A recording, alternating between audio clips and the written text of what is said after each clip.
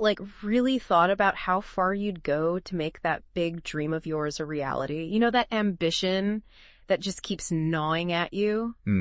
What if you were given a chance, but like, in a really unexpected kind of messed up way? Let's unpack that. Because today we're diving deep into a novel that throws these questions right in our face.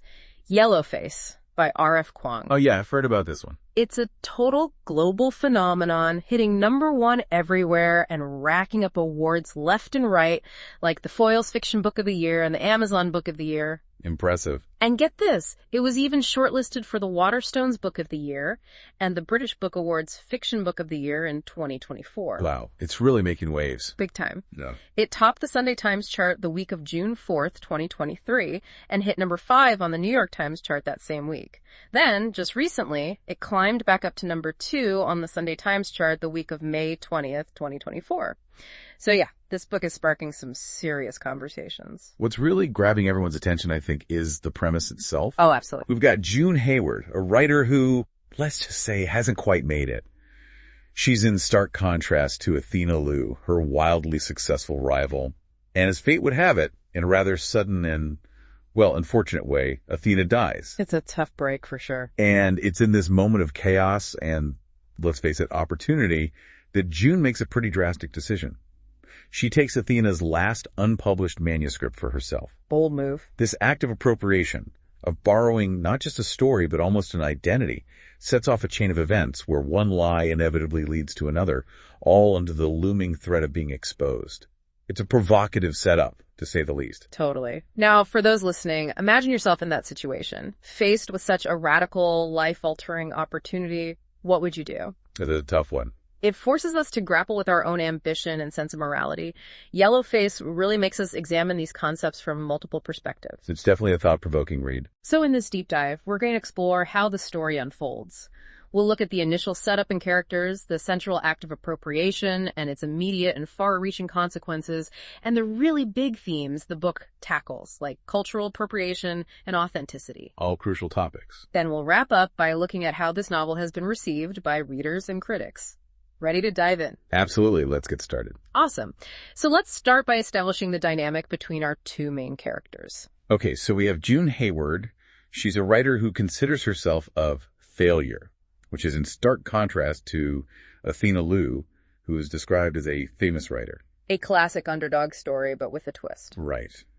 The summaries and excerpts we have really emphasize this difference in their success levels as a key element of their relationship, which is described as peculiar. It's clear that June harbors considerable envy toward Athena, and this envy becomes a crucial driver for her actions. This envy, though, it's not just a little twinge. No, not at all. It's depicted as something pretty intense, almost like a simmering resentment.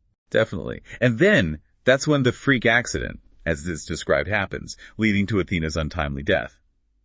Immediately afterward, June stumbles upon Athena's final manuscript. Talk about being in the right place at the wrong time. Right. It's like fate is dangling this temptation right in front of her. Exactly. And that's where the central act of appropriation takes place.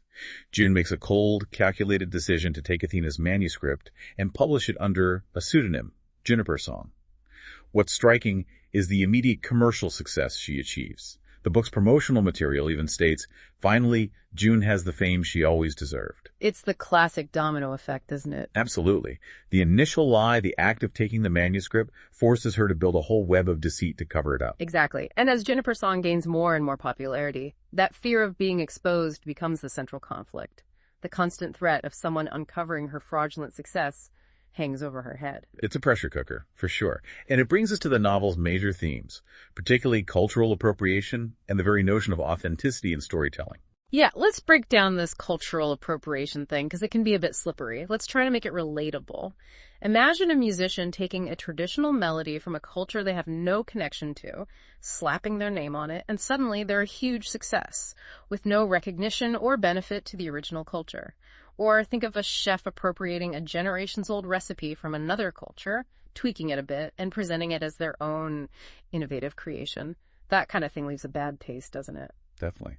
And in Yellowface, The fact that June takes Athena's manuscript, which presumably deals with aspects of her Chinese heritage, though the specifics aren't given in these excerpts, and publishes it under a vaguely Asian-sounding pseudonym to capitalize on perceived market trends, really echoes that idea of appropriation.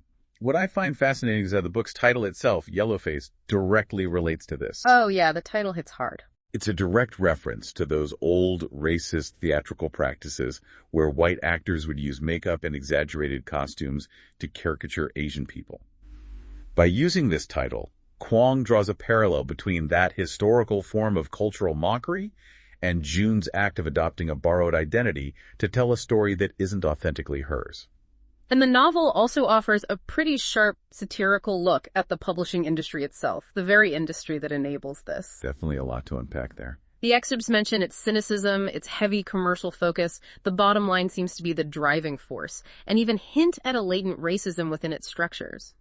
It makes you think about the gatekeepers and the decisions being made behind the scenes. Does the story really matter, or is it just the sales potential? That satire is crucial. Juniper Song, the fabricated author persona, essentially becomes a product molded by those market expectations.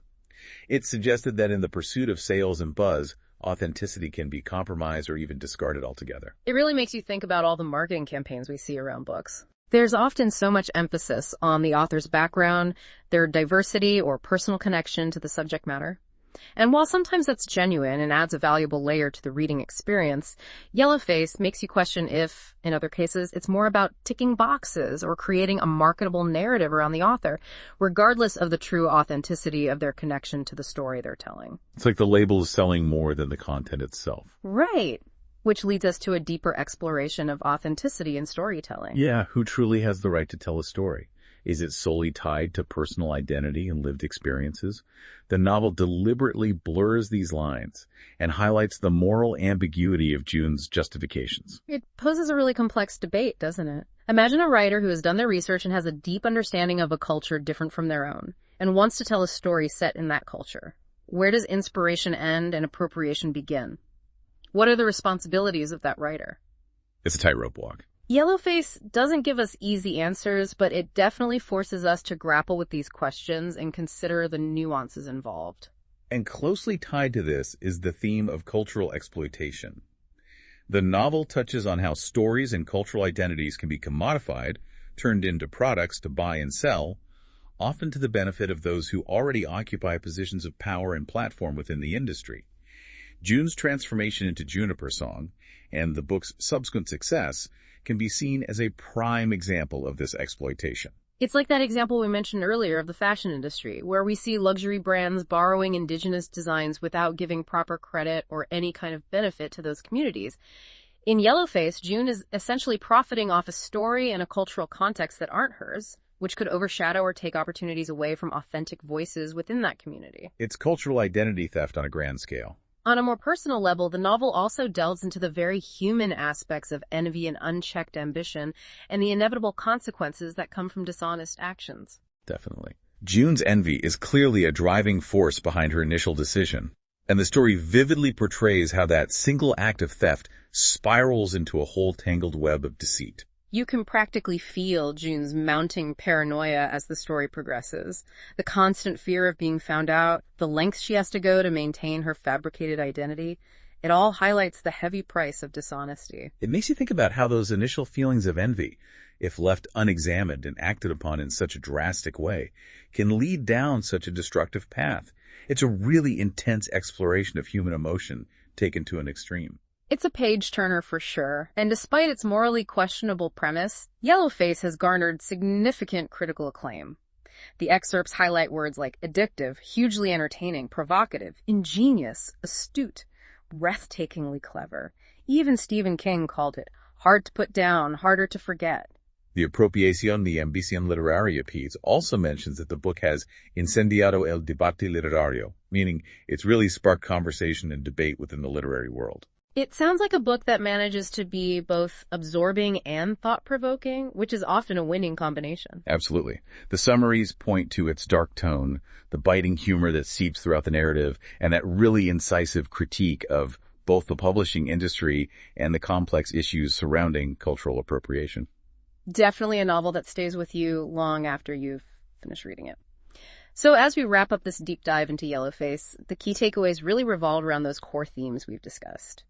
The corrosive nature of ambition when it crosses ethical lines, the complexities and sensitivities surrounding cultural appropriation in storytelling, the ever-elusive concept of authenticity in narrative, and the often cynical inner workings of the publishing world. Really gets you thinking. And for you listening out there, consider how these themes play out in the broader landscape of media and storytelling you encounter every day. Think about who's telling the stories you consume, whose voices are being amplified, and why that might matter. It begs a big question for you to ponder. In a world saturated with narratives coming from every direction, how can we, as readers and consumers, be more discerning about distinguishing truly authentic voices from those that might be built on borrowed foundations? What is our role in fostering and valuing genuine storytelling and diverse perspectives? Yeah, definitely something to chew on as we navigate the stories that shape our understanding of the world.